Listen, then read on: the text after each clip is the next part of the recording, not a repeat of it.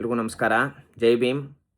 Soujanya ಪ್ರಕರಣವಾಗಿ supreme court ಮಾಡಿರೋಂತಹ ಆದೇಶ ಮತ್ತೆ ಮರುತನಿಖೆ ನಡೆಸಬೇಕು ಅಂತ.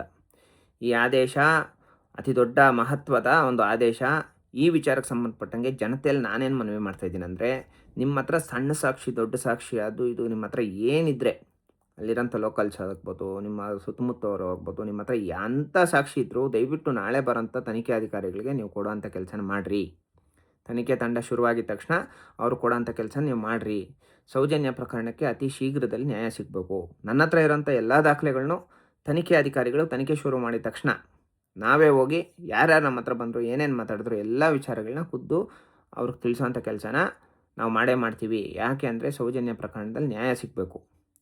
ಆದರೆ ಸಾಕ್ಷಿ ಹೇಳೋದಕ್ಕೆ ಬರೋಂಥ ಕೆಲವರಿಗೆ ಸೌಜನ್ಯ ಪ್ರಕರಣದಲ್ಲಿ ನಾವು ನ್ಯಾಯ ಕೊಡಿಸ್ತೀವಿ ಅಂತೇಳ್ಬಿಟ್ಟು ಹೋರಾಟ ಮಾಡೋಂಥ ಕೆಲ ಪುಡಾರಿಗಳು, ಅಂದರೆ ಕುಡ್ಕೊಂಡು ಯೂಟ್ಯೂಬ್ಗಳಲ್ಲಿ ಫೇಸ್ಬುಕ್ಗಳಲ್ಲಿ ಮಾತಾಡೋಂಥವ್ರು, ಇವತ್ತು ಬಂದು ನೀನು ಫೇಸ್ಬುಕ್ಕಲ್ಲಿ ಮಾತಾಡು, ನಾಳೆ ಬಂದು ನೀನು ಯೂಟ್ಯೂಬಲ್ಲಿ ಮಾತಾಡು, ಇಂಥವ್ರ ವಿರುದ್ಧ ಮಾತಾಡು, ಈ ಥರ ಎಲ್ಲ ಪ್ರಚೋದನೆ ಮಾಡ್ತಾರಲ್ಲ, ಇಂಥ ಪ್ರಚೋದನೆಗಳಿಗೆ ಒಳಪಡೋಂಥ ಅವಶ್ಯಕತೆ ಇಲ್ಲ.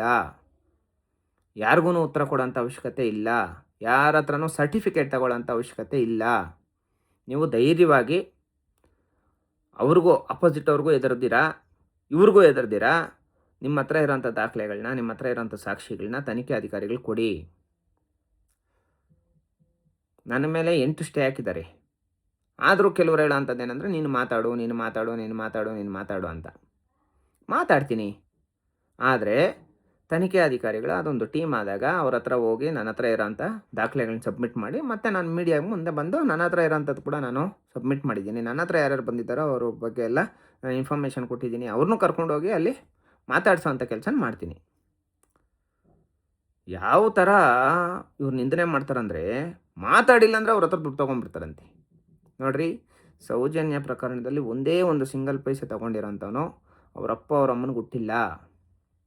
ನಮ್ಮದಿರೋಂಥದ್ದು ಒಂದೇ ಅಜೆಂಡಾ, ಸೌಜನ್ಯ ಪ್ರಕರಣಕ್ಕೆ ನ್ಯಾಯ ಸಿಗಬೇಕು. ಅಲ್ಲಿ ನಡೀತಾ ಇರೋಂಥ ಅನ್ಯಾಯಗಳೆಲ್ಲ ಸ್ಟಾಪ್ ಆಗಬೇಕು. ಅಲ್ಲಿ ಸೌಜನ್ಯಗೆ ಯಾರು ಮೋಸ ಮಾಡಿದ್ದಾರೆ, ಯಾರು ಅನ್ಯಾಯ ಮಾಡಿದ್ದಾರೆ, ಇವ್ರಿಗೆ ದೊಡ್ಡ ಮಟ್ಟದ ಗಲ್ಲು ಶಿಕ್ಷೆ ಆಗಬೇಕು.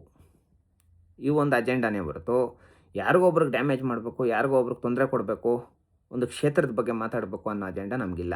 ನಾನು ಮಾತಾಡೋಂಥ ಅವಶ್ಯಕತೆ ನನಗಿಲ್ಲ. ಯಾರ ಸರ್ಟಿಫಿಕೇಷನ್ಸು ನನಗೆ ಬೇಕಾಗಿಲ್ಲ.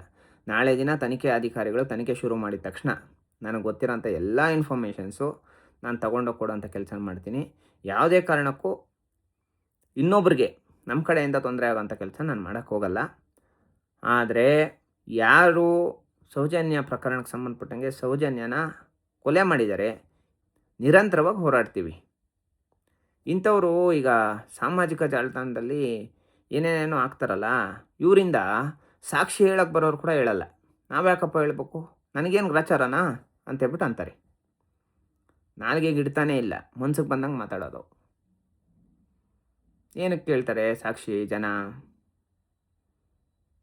ಹಂಗಾಗಿ ನಾನು ಜನರಲ್ಲಿ ರಿಕ್ವೆಸ್ಟ್ ಮಾಡ್ಕೊತಾ ಇರೋಂಥದ್ದು, ಯಾವುದೇ ನಿಮ್ಮ ಹತ್ರ ಇರೋಂಥದ್ದು ದಾಖಲೆಗಳನ್ನ, ನಿಮಗೆ ಅಕಸ್ಮಾತ್ ಏನಾದರೂ ಬೇರೆಯವ್ರ ಕಡೆಯಿಂದ ತೊಂದರೆ ಇದ್ದರೂ ಪೊಲೀಸ್ ಸೆಕ್ಯೂರಿಟಿ ತೊಗೊಂಡು ನಿಮ್ಮ ಹತ್ರ ಇರೋಂಥ ಸಾಕ್ಷಿಗಳನ್ನ ತನಿಖೆ ಅಧಿಕಾರಿಗಳಿಗೆ ಒಪ್ಪಿಸೋಂಥ ಕೆಲಸ ಮಾಡೋಣ. ಸೌಜನ್ಯ ಪ್ರಕರಣಕ್ಕೆ ನ್ಯಾಯ ಸಿಕ್ಕೋದಕ್ಕೆ ಮಾತ್ರ ಯೋಚನೆ ಮಾಡೋಣ. ಈಗ ಸದ್ಯಕ್ಕೆ ಬೇರೆಯವ್ರಿಗೆ ತೊಂದರೆ ಕೊಡೋವಂಥದ್ದು, ಇನ್ನೊಂದು ಕೇಸ್ನ ಡೈವರ್ಟ್ ಮಾಡೋವಂಥದ್ದು, ಅಂದರೆ ಈ ಪ್ರಕರಣದಿಂದ ಇನ್ನೊಂದು ಪ್ರಕರಣಕ್ಕೆ ಗಮನ ಹೋಗುವಂಥ ಕೆಲಸ ಮಾಡೋದು ಬೇಡ ಅಂತೇಳ್ಬಿಟ್ಟು ಹೇಳ್ತಾ, ಇನ್ನೇನು ಕೆಲವೇ ದಿನಗಳಲ್ಲಿ ತನಿಖೆ ಶುರುವಾಗುತ್ತೆ, ಸೌಜನ್ಯ ಪ್ರಕರಣಕ್ಕೂ ನ್ಯಾಯ ಸಿಗುತ್ತೆ ಅಂತೇಳ್ಬಿಟ್ಟು ಈ ಮೂಲಕ ಮನವಿ ಮಾಡ್ತಾಯಿದ್ದೀನಿ. Thank you so much. Jai Bhim.